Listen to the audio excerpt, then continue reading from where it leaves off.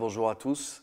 Donc, je suis Pierre-Emmanuel Jean et j'ai le privilège de rentrer en contact avec vous. Donc, je suis pasteur, je suis aussi le père de 5 enfants, grand-père de 2 magnifiques petites filles. Et je sers le Seigneur à Clermont-Ferrand, au centre de la France. Donc, je voudrais partager quelque chose que j'ai vraiment sur mon cœur aujourd'hui, de spécial.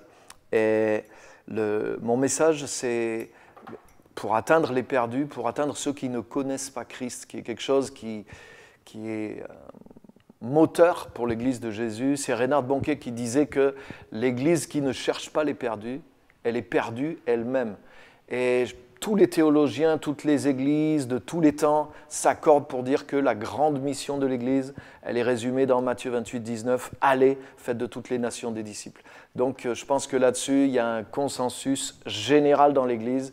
Toute Église sait qu'elle doit partager la bonne nouvelle, parler du Seigneur, amener des âmes à Jésus.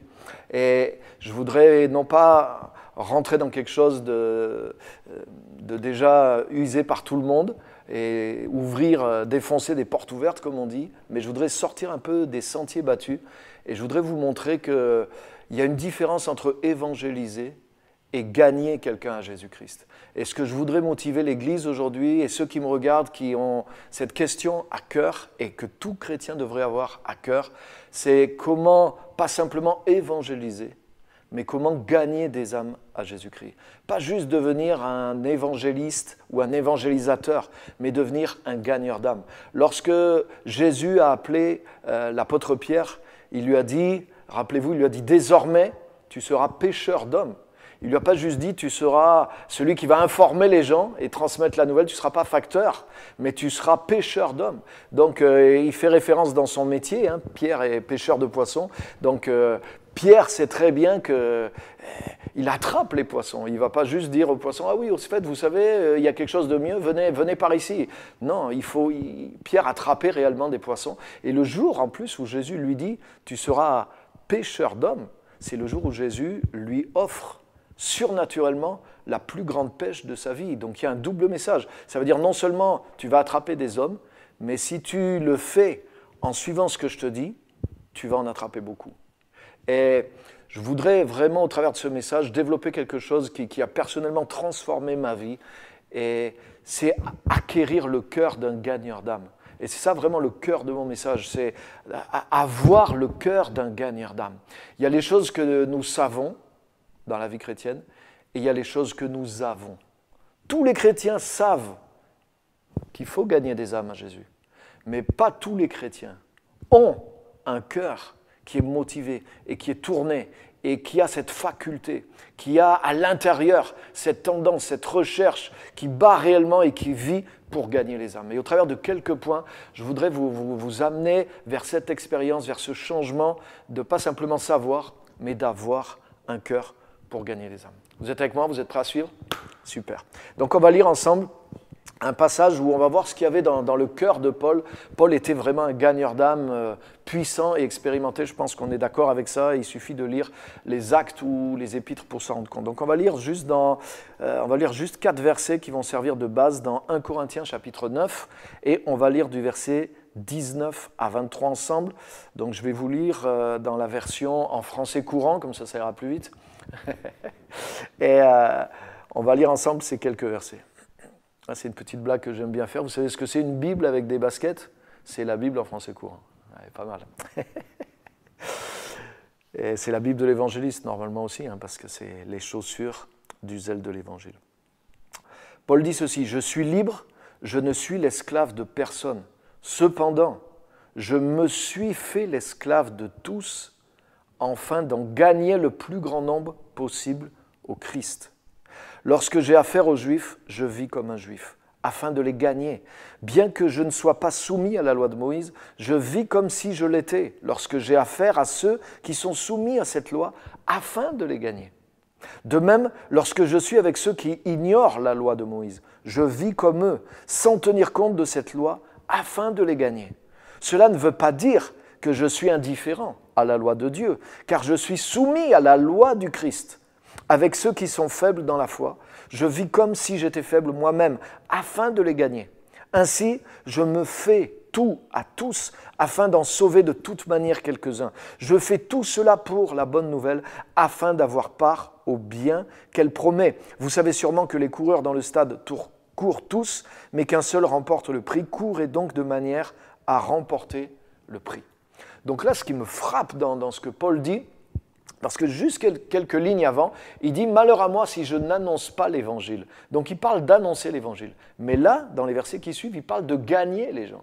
Et là, il dit, il ne parle pas de travailler ses messages, il ne parle pas de travailler sa stratégie d'évangélisation, mais il parle de ce qu'il fait de lui-même. Je me suis rendu l'esclave de tous afin d'en gagner quelques-uns. Je me suis fait juif pour les juifs, pour gagner les juifs. Je me fais comme un non-juif pour pouvoir gagner les non-juifs. Je me fais moi-même comme quelqu'un qui est faible afin de gagner les faibles. Donc on voit que pour gagner quelqu'un à Christ, c'est plus que juste évangéliser. Ça veut dire que j'utilise ma vie comme un moyen. Ça veut dire que ce n'est pas simplement mon message, ce n'est pas simplement que je transmets l'information ou que je donne des tracts. Tout ça est juste et bon et à sa place. Mais ça, c'est informer, c'est passer le message, c'est évangéliser. Mais gagner quelqu'un, ça implique d'utiliser ma vie comme un moyen. Ça veut dire que je vois ma vie comme un moyen et je suis capable de changer des choses que j'ai la liberté de faire ou de ne pas faire pour ce qui est de mon confort personnel, mais j'ai la liberté de le faire pour maintenant utiliser ma vie pour gagner les autres à Jésus-Christ. Donc j'utilise ma vie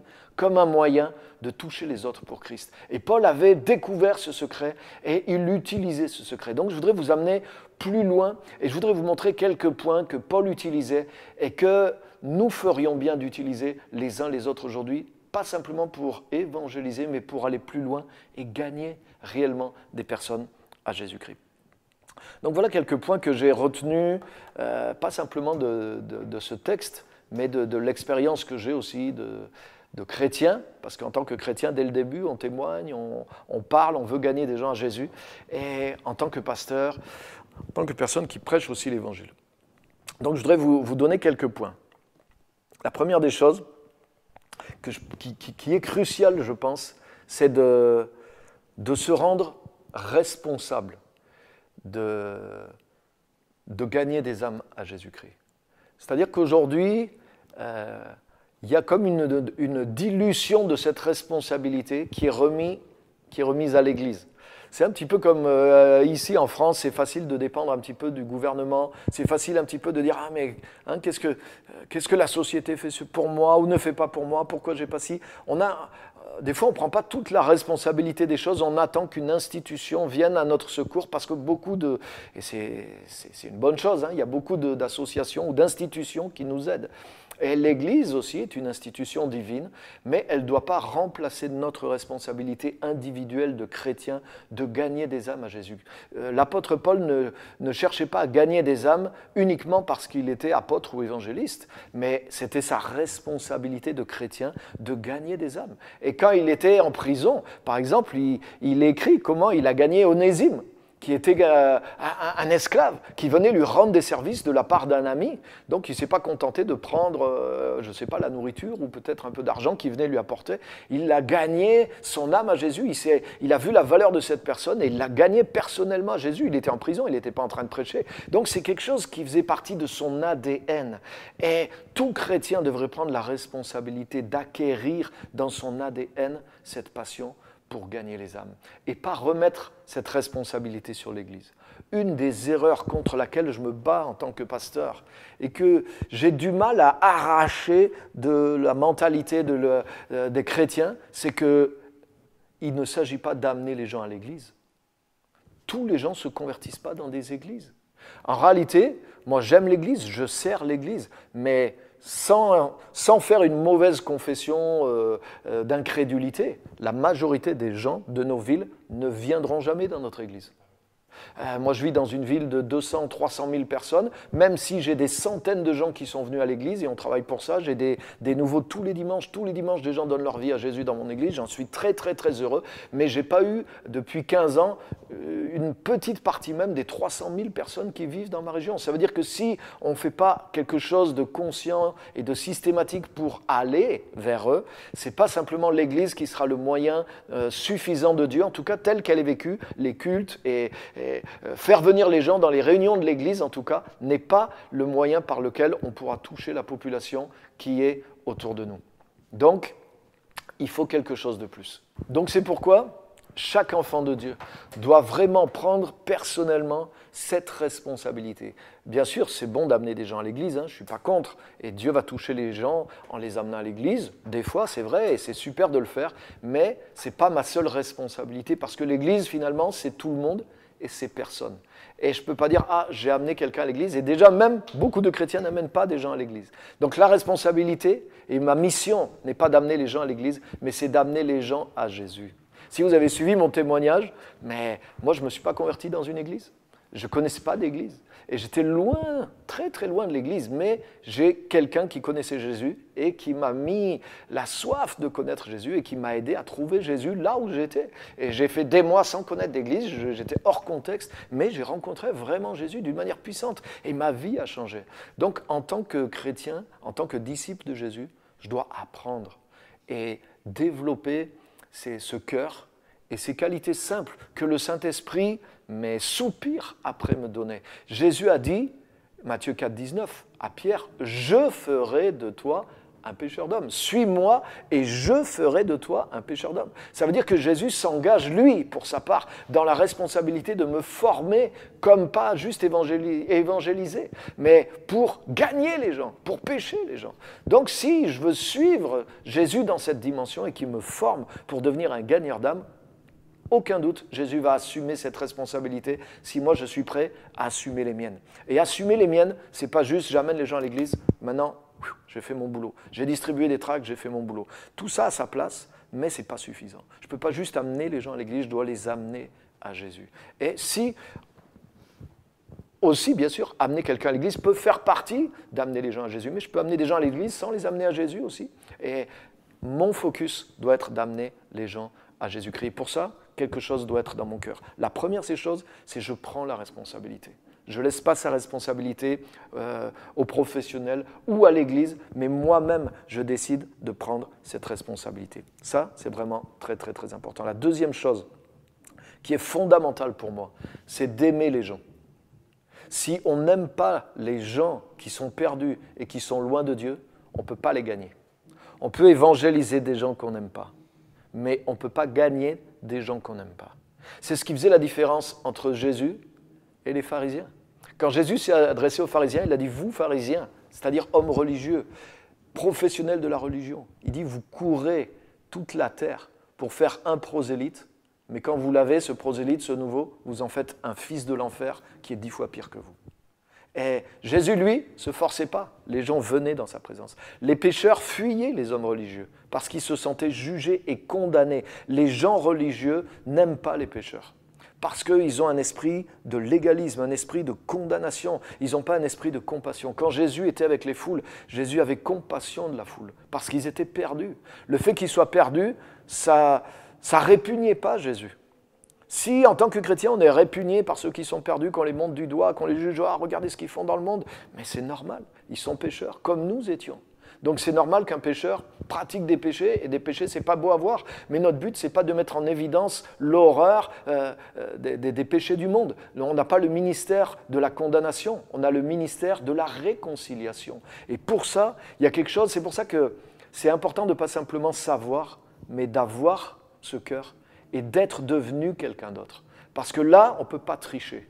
Tu peux tricher en distribuant des tracts, mais tu ne peux pas tricher si tu aimes ou si tu n'aimes pas les perdus. Et les gens, au bout d'un moment, ils flairent très rapidement la différence. Si tu viens juste pour les attirer dans ton organisation, dans ton église, ou si tu les aimes et que tu as quelque chose réellement qui va les aider à leur partager. Le salut, c'est quelque chose qui aide les gens.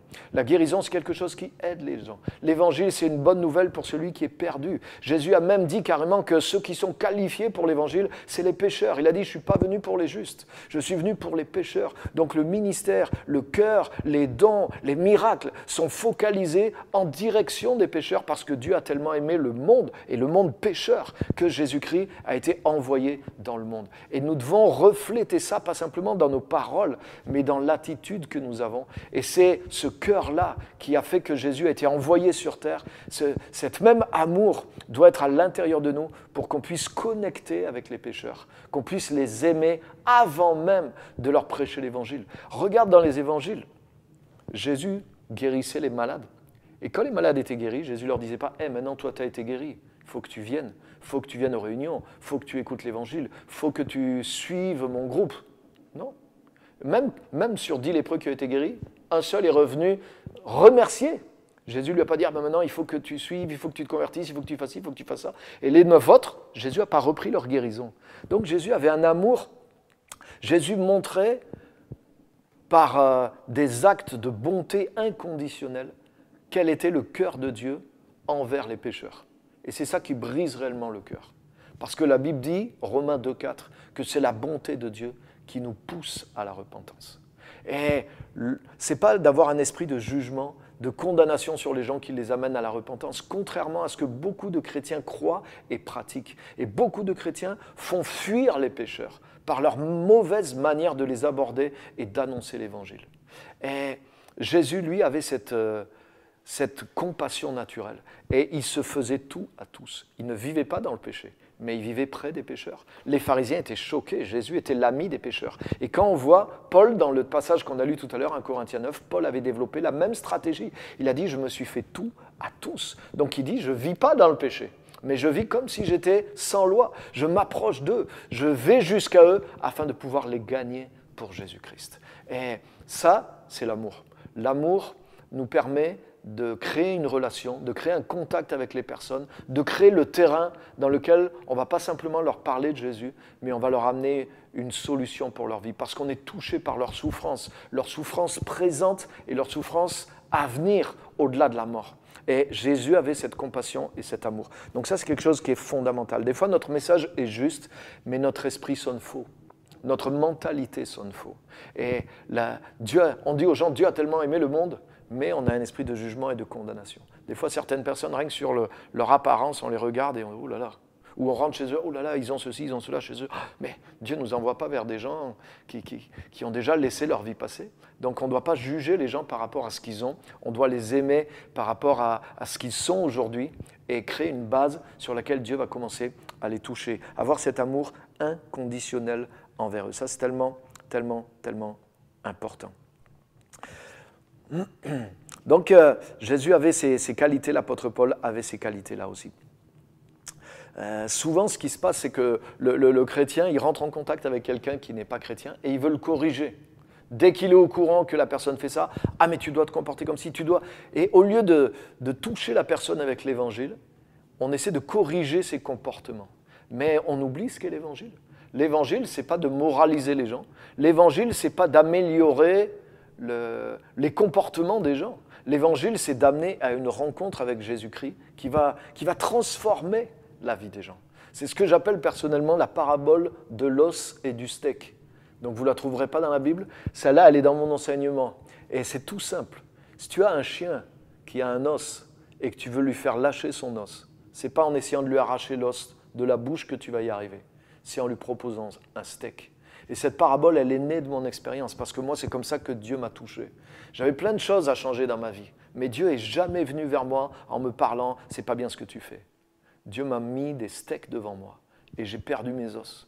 J'ai oublié les os, les choses qui avaient de la valeur pour moi. Et Paul dit la même chose. Les choses que je considérais comme un gain, aujourd'hui, je les vois comme une perte à cause de l'excellence de la connaissance de Jésus-Christ. Si tu amènes les gens à une rencontre avec Jésus-Christ, mais ils vont oublier leur péché. Par exemple, tu vas rencontrer quelqu'un qui vit dans un problème très actuel aujourd'hui, par exemple. Oui, homosexualité, lesbianisme. Mais si tu arrives en disant « Ah, c'est pas comme ça qu'il faut faire, la Bible dit que… » Mais déjà, ces gens-là s'attendent à être jugés et condamnés. Mais tu ne vas jamais gagner la personne. Moi, j'ai eu le cas. J'ai rencontré des personnes qui vivaient dans ce style de vie. Et elles sont venues vers moi directement. « Ah oui, mais la Bible va me condamner parce que je vis dans… » Je dis « Non, écoute, rencontre Jésus. Jésus t'aime tel que tu es. Fais une rencontre avec Jésus. Et une fois que tu auras fait la rencontre avec Jésus, Jésus te montrera qu'est-ce que tu dois faire. Et la personne dit, mais c'est vrai, Dieu ne me rejette pas, Dieu ne me condamne pas, non. Et moi, j'étais amical, j'étais proche de cette personne-là. Et elle a fait l'expérience de Jésus-Christ. Et effectivement, après avoir fait cette expérience-là, quelque chose s'est passé, quelque chose a été guéri en elle, et la personne a elle-même changé son style de vie. Elle a lâché l'os parce qu'elle avait trouvé la meilleure chose. Et l'évangile, c'est ça, les amis. Mais tu dois aimer les gens. Cherche pas à corriger le comportement des gens. Tu n'es pas un moraliste. Tu es là pour amener Jésus. Et Jésus se change de changer les autres, comme il l'a fait pour chacun de nous. Ça, c'est fondamental.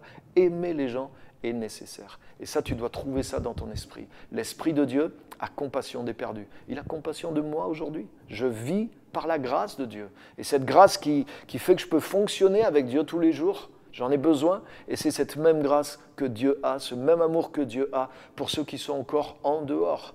Et je dois leur tendre et représenter cette grâce, cet amour inconditionnel de Dieu envers eux. C'est le secret qu'avait Paul et qu'avait Jésus. Ce que je voudrais dire aussi, pour terminer, je voudrais dire que nous devons apprendre à entrer dans leur monde. Bien sûr, le chrétien, donc là, je marche un peu sur des œufs, mais je vais marcher dessus sans les casser, vous allez voir. Le chrétien est appelé à sortir du monde et de l'esprit du monde, et c'est bien clair. Et une fois que l'esprit du monde est sorti de nous et que nous sommes sortis des choses du monde, l'esprit de Dieu grandit en nous. Et nous ne pouvons pas rester cloîtrés simplement que dans une vie chrétienne, avec des vacances chrétiennes, avec des vidéos chrétiennes, de la musique chrétienne, des livres chrétiens. On vit dans un monde chrétien, on vit déjà le ciel sur la terre, mais on ne doit pas se couper du monde. C'est ce que Jésus a dit. Jésus a dit, ils ne sont plus du monde comme je ne suis plus du monde. Donc ça, c'est une chose qui doit arriver à être faite à un moment dans notre vie de chrétien. Mais Jésus dit maintenant, Père, je veux qu'ils soient comme moi, qu'ils soient envoyés dans le monde. Et moi, je les envoie dans le monde. Non pas pour qu'ils redeviennent comme avant, mais qu'ils puissent représenter maintenant cette vie nouvelle qu'ils ont, qu'ils l'amènent dans le monde pour que le monde puisse la goûter. Quand Jésus dit « vous êtes le sel de la terre et la lumière du monde », ça veut dire que nous devons être pour ceux du monde l'expérience du royaume de Dieu. Les gens ne voient pas Dieu, mais si tu me vois, tu vas voir Dieu. Ça doit être le langage qu'on doit avoir en tant que chrétien. Ah oui, tu ne veux pas croire en Dieu parce que tu ne l'as pas vu. Mais quand les gens ont vu Jésus, ils ont vu Dieu. Et quand les gens nous voient et savent et touchent l'amour, la compassion, la lumière, la grâce, la différence qu'il y a en nous, ils vont voir Dieu. Ils vont toucher le royaume de Dieu et ils vont avoir faim et soif parce que dans le cœur de tout homme, il y a le désir de vérité, il y a le désir de justice, il y a le désir de rencontrer son Créateur parce que nous sommes faits pour ça. Ecclésiaste 3:11, Dieu a mis dans le cœur de chaque homme la pensée de l'éternité. Donc, je voudrais vous dire ça à vous tous qui êtes suffisamment chrétiens depuis longtemps et qui avez été séparés du monde. Ce n'est pas pour créer une barrière que vous ne devez plus refranchir dans l'autre sens. Oui, vers les péchés du monde, vers l'esprit du monde, c'est sûr. On ne va jamais refranchir cette barrière-là, mais on doit refranchir la barrière physique qui coupe les gens de nous. Parce que si la lumière ne vient pas dans les ténèbres, ils n'ont pas de lumière. Si le ciel ne vient pas dedans, il n'y aura pas de saveur. Si le levain n'est pas mis dans la farine, la pâte ne pourra pas être transformée. Jésus a dit ceci, rappelez-vous. Il a dit, le royaume de Dieu est semblable à du levain qu'une femme met dans la farine, jusqu'à ce que la pâte soit levée. Mais ça, c'est l'image de ce que nous avons en tant qu'enfants de Dieu. Mais ça veut dire que le levain, il ne sert à rien sans la farine. Le sel, il ne sert à rien dans le pot de sel.